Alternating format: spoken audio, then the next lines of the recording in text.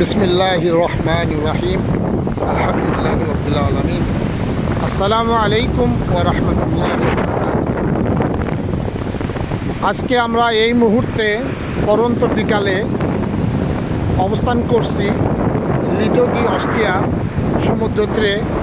প্রচণ্ড বাতাস, এই সামার সিজনেও একটু ঠান্ডা অনুভূত হচ্ছে এখানে, আর মেঘলা আকাশ, বৃষ্টি টুকটাক হয়ে গেছে ইতিপূর্বে। তো নির্জন, এখানে কোনো লোকজন নাই। আমরা এখানে এলাম আল্লাহর সৃষ্টি নিদর্শন কিছু উপভোগ করতে, আল্লাহর শুকরিয়া আদায় করতে। আমরা এসেছি রোম তেরমিনি থেকে মেট্রো বি ধরে পিরামিডে এসে ওখান থেকে আবার লিডো ডি অস্ট্রিয়ার আর একটি ট্রেন ধরে এখানে এসেছি। আমাদের লাস্ট স্টপেজ এখানে ক্রিস্টোফোরো কলম্বো স্টেশন। এখানে নেমে আমরা 2-3-4 মিনিট হেঁটে আমরা পশ্চিম থেকে এসে সমুদ্র তীরে পৌঁছে গেছি। তো আমাদের সাথে আছে আমাদের দিনী ভাই ওমর ফারুক ভাই। তো আমরা যে আল্লাহর সৃষ্টির নিদর্শন দেখতেছি, আল্লাহর শুকরিয়া আদায় করতেছি, আমরা অত্যন্ত গৌরবান্বিত।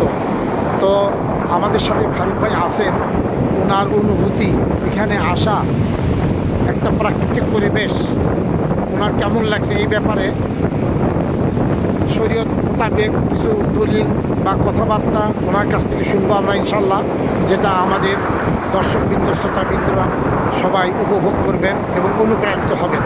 আচ্ছা, তো ইনশাল্লাহ ফারুক ভাই কিছু আমাদেরকে বলবেন। শব্দ ধারণ একটু কঠিন হচ্ছে, বাতাসের আওয়াজ, তারপরে ইনশাল্লাহ চেষ্টা করবেন আল্লাহর নিদর্শন সম্বন্ধে কিছু বলা আমাদের দর্শকবৃন্দদের জন্য। ফারুক ভাই।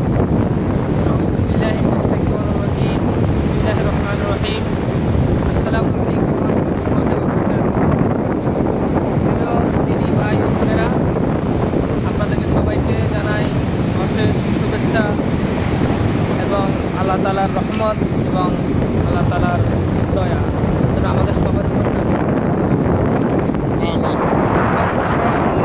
একটু ব্যস্ততার মাঝে কিছু সময় ধরে একটু বাইরেছি, যদি সময় পাওয়া যায় না তারপরে চেষ্টা করছি। তো আমরা এসেছি আল্লাহ তাআলার নিদর্শন দেখার জন্য এসেছি এখানে। একটা প্রাকৃতিক পরিবেশ এবং আল্লাহ তাআলার নিদর্শন সৌন্দর্য। এক পাশে আছে সমুদ্র, আরেক পাশে আছে সুন্দর বিশাল পাহাড় এবং বাগান। তো আলহামদুলিল্লাহ এগুলি অনেক সুন্দর জায়গা, এগুলি দেখার মতো পরিবেশ। আল্লাহ তাআলা আমাদেরকে দেখার তৌফিক দান করছে, তার জন্য আলহামদুলিল্লাহ আল্লাহ তাআলার শুকর আদায় করি। আলহামদুলিল্লাহ। আর আল্লাহ তাআলার উদ্দেশ্য, আমাদেরকে সৃষ্টি করার যে উদ্দেশ্য, সেটা হলো সূরা আল জারিয়াতের 56 নম্বর আয়াত। সেখানে আল্লাহ সুবহানাহু ওয়া তাআলা বলেছেন, আউযু বিল্লাহি মিনাশ শাইতানির রাজিম, বিসমিল্লাহির রহমানির রহিম, ওয়া মা খালাকতুল জিন্না ওয়াল ইনসা ইল্লা লিয়াবুদুন। আমি মানুষ এবং জিনকে সৃষ্টি করেছি একমাত্র আমার ইবাদত করার জন্য, শুধু তারা আমার ইবাদত করবে। এই জন্যই আমি জিন এবং মানুষকে সৃষ্টি করেছি। আল্লাহ তাআলার উদ্দেশ্য হলো আমাদেরকে আল্লাহর ইবাদতের জন্য সৃষ্টি করা। আর আমরাও ইনশাআল্লাহ চেষ্টা করতেছি আল্লাহ সুবহানাহু ওয়া তাআলার এই উদ্দেশ্যকে সফল করার জন্য। আমরা সর্ব অবস্থায় চেষ্টা করতেছি। আল্লাহ তাআলা আমাদেরকে তৌফিক দান করুন এবং আল্লাহ তাআলা আমাদের সবাইকে আল্লাহ তাআলার হুকুম আহকাম মেনে চলার তৌফিক দান করুন এবং হালাল হারাম যেন বেঁচে থাকতে পারি, আমরা বেঁচে চলতে পারি, হালাল ইনকাম এবং হারাম থেকে যেন আমরা বর্জন করতে পারি। আল্লাহ তাআলা আমাদের সেই তৌফিক দান করুন এবং আল্লাহ তাআলা যে নিদর্শনগুলি আল্লাহ তাআলা আমাদের জন্য রেখেছেন, যারা এই নিদর্শনগুলি যেন আল্লাহ তাআলা আমাদেরকে দেখার সুযোগ করে দেন। আল্লাহ তাআলার কাছে এই দোয়াই করি। আল্লাহ তাআলার সমস্ত সৃষ্টি করে শুধু আমাদের উদ্দেশ্যে, আর আমাদেরকে সৃষ্টি করেছেন আল্লাহ তাআলার ইবাদতের উদ্দেশ্যে। ইনশাআল্লাহ আমরা যেন আল্লাহ তাআলার এই দেখানো পথে, আল্লাহ তাআলার এই রাসূল সাল্লাল্লাহু আলাইহি ওয়াসাল্লামের সিরাতুল মুস্তাকিমের পথে চলতে পারি। আল্লাহ তাআলা সেই তৌফিক দান করে, আমাদেরকে দোয়া করবেন। আমরা সবার কাছে দোয়া প্রার্থী এবং দোয়া কামনা করি। আলহামদুলিল্লাহ, আলহামদুলিল্লাহ, অনেক ধন্যবাদ ফারুক ভাই। তো আপনার কাছে কিছু জানলাম এই প্রাকৃতিক পরিবেশে এসে। তো আমাদের দেশি ভাইরা যারা রোমে অবস্থান করতেছেন এবং আশেপাশে আছেন, বিভিন্ন কাজে ব্যস্ততা, ওনাদেরও তো সময় হয়, সাপ্তাহিক ছুটির সময় হয় এরকম। তো ওনাদেরও তো এখানে আসা উচিত, আপনি কি মনে করেন? হ্যাঁ, তো তাদের জন্য কিছু বলেন আল্লাহর সৃষ্টি। হ্যাঁ, ব্যস্ততার সময় ব্যস্ততা, কারণ বিদেশ পানি হলো আমার জীবন ব্যস্ততা। এর মধ্যে একটু পার করে যদি সময় করে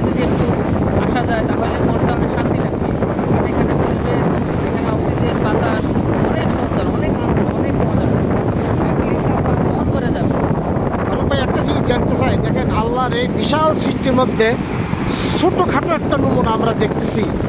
বিশাল বিশাল সমুদ্র, যেখানে জাহাজ দিনের পর দিন মাসের পর মাস থাকে, সেখানে গেলে আমাদের কি অবস্থা হবে? এখানেই তো আমাদের অসহায় মনে হচ্ছে। একটু যদি দূরে পানির ভিতর যাই, নিজেকে আর কিছুই করতে পারবো না, কোনো সাহায্য করতে পারবো না। আল্লাহ তাআলা কোরআনে মাজিদে বলেছেন যে যখন তারা সমুদ্রে ভ্রমণ করে, সমুদ্রে কোনো ধরনের বড় ধরনের বিপদে পড়ে, তখন তারা শুধু আমাকে ডাকে, ইয়া রব আমাকে সাহায্য করেন, আমাকে সাহায্য করেন, আমাদেরকে বাঁচান। যখন তাদেরকে আমি আল্লাহ বাঁচাই দিই, এই বিপদ থেকে উদ্ধার করি, যখন তারা পৌঁছে যায় নিরাপদ স্থানে, তখন তারা আমার সাথে সে আমাকে অস্বীকার করে এবং আমার এই কিন্তু এই সাহায্য করেছি, এত বড় বিপদ থেকে তাদের উদ্ধার করেছি, তারা কিন্তু ভুলে যায়। মানুষ বড়ই অকৃতজ্ঞ। আচ্ছা ফারুক ভাই, ওই আমরা জাহাজে ভ্রমণ করি, নদীতে, সমুদ্রে, নৌকা, জাহাজে, এর একটা দোয়া আল্লাহ শিখে দিয়েছেন কোরআন শরীফের মধ্যে, সেটা আমাদের শোনান প্লিজ। সেটা হলো যখন আমরা স্থলপথে আমরা ভ্রমণ করব, তখন আমরা বলবো বিসমিল্লাহির রহমানির রহিম, সুবহানাল্লাযী সাখখারা লানা হাযা ওয়া মা কুন্না লাহু মুকরিনিন ওয়া ইন্না ইলা রাব্বিনা লামুনকালিবুন। মাশাআল্লাহ। আর যখন আমরা সমুদ্র ভ্রমণ করব, জি।